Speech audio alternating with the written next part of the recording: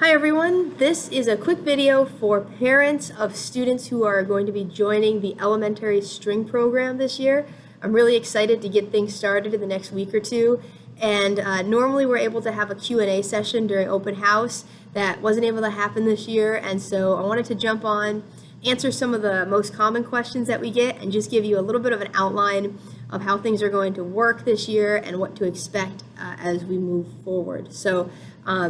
The first thing is with communication. Just so you know, my home base is in the high school, and so sending in paper notes or sending kids down to talk to me is not the most effective way to get in touch with me because I'm not there very often. So if you have a question for me, your best bet is to email or parent square me, because then I'll get it no matter what building I'm in, and I can get back to you.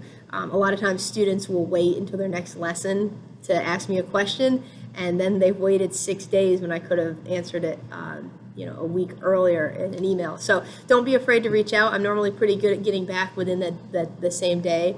And make sure you're looking on Parent Square for messages from me. Right now I'm having a little bit of a problem with doing the group posts, but once that's fixed, it will always be a Parent Square group post when it's something that applies to everyone, and then individual messages when it applies to just one child or a handful of kids. So checking Parent Square, that's how I will do the majority of my communication with you.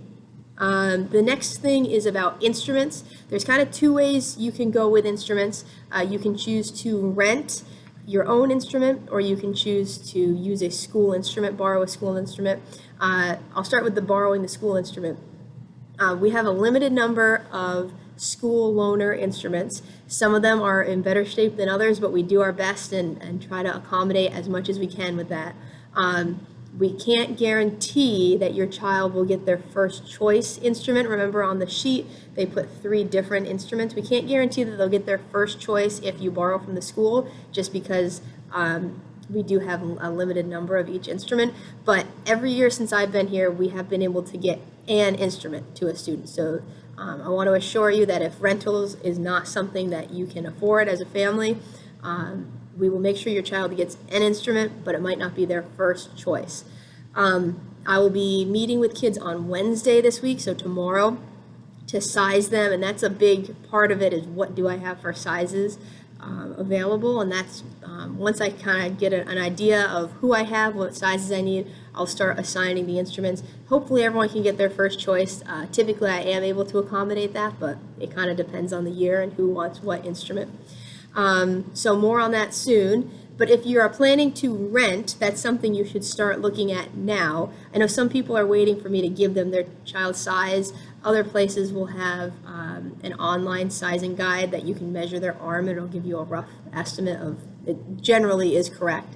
So the first thing, if you're going to rent, I do recommend using a rental program and not just buying an instrument, because string instruments come in different sizes, and normally a 4th and 5th grader is not ready for a full-size instrument. So it doesn't make sense to buy a half-size violin when in a year or two your child will be ready for a 3/4 size, and a year or two after that they'll be ready for a full size. The way most rental programs work is they're what's called rent to own. So all of the money that you're putting in towards the rental is actually giving you equity towards owning the instrument. And most students who start renting in elementary school, by the time they get to like 8th grade, own their instrument anyway. And by that point, they're close to having a full size as it is. So that works out really well. There's 3 local places where you can purchase instruments. Where you can rent or purchase instruments, but I would recommend going with the rental. And I sent an email last week with all of those details, but just a quick run through. Brick and Mortar Music in Potsdam has a rent-to-own program.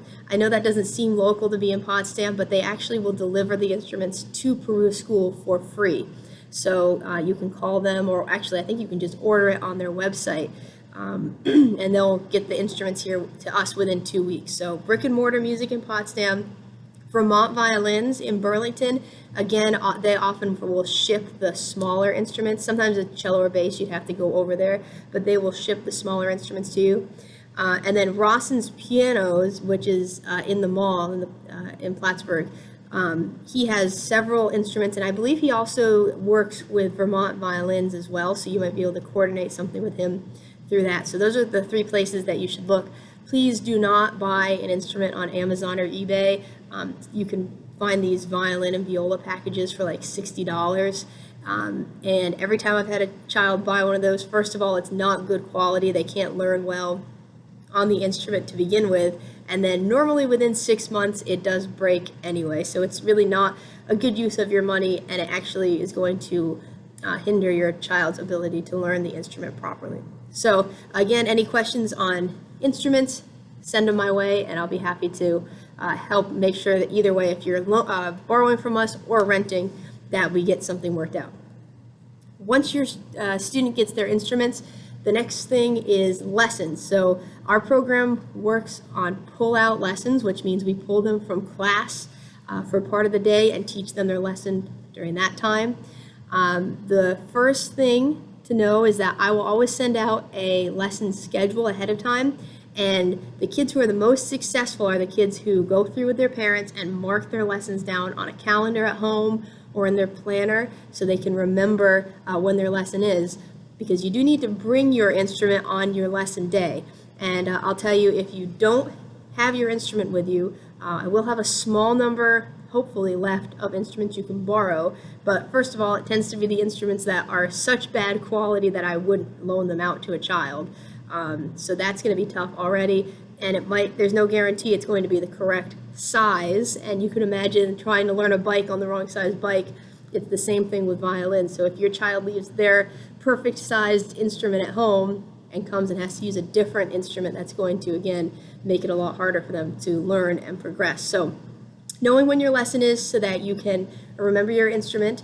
If they can remember to ask their teacher to be excused for their lesson, that will make it the most effective time-wise, because I'm normally finishing up a lesson as the next group is coming in.